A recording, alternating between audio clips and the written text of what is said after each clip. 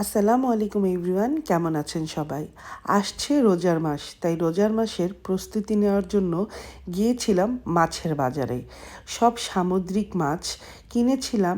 একটা কোরাল মাছ, যেটা ছিল 4.5 কেজি ওজনের। কিনেছিলাম দুটো একদম মানে ফ্রেশ, এত বেশি ফ্রেশ পৌয়া মাছ। এগুলো সবই সামুদ্রিক, একটাও মানে নদীর মাছ না। সব সামুদ্রিক মাছ। লন্ডনে সামুদ্রিক মাছ ছাড়া আর কোথায় বা পাবো বলেন নদীর মাছ? কিনেছিলাম 5টা রূপচাঁদা মাছ।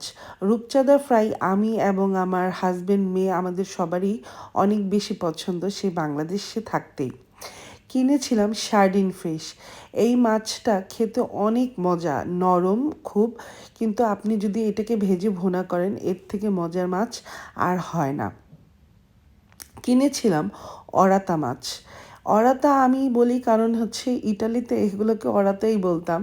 এগুলো না তেলাপিয়ার মতো লাগে খেতে, খুবই মজা লাগে। আর আমার হাজবেন্ড মাছ খেতে অনেক বেশি পছন্দ করে, তাই আমার হাজবেন্ডের জন্য এই এতগুলো মাছ কেনা। আমরাও মাছ খাই, বাট আমার হাজবেন্ড বেশি পছন্দ করে। কিনেছি কতগুলো ব্রাঞ্জিনো। এই মাছটা এত মজা, আর বিলিভ করেন এই মাছগুলো তো শুধু একটা মাত্রই মাঝখানের কাটা, আর কোনো কাটা নেই। তাই খেতেও মজা এবং খুবই সুন্দর ঘ্রাণ, আবার কোনো কাটাও নেই, বাচ্চারাও খেতে পারে। ভেজে দিলে খুব সুন্দর করে ওরা খায়। আর কিনেছিলাম ক্র্যাব।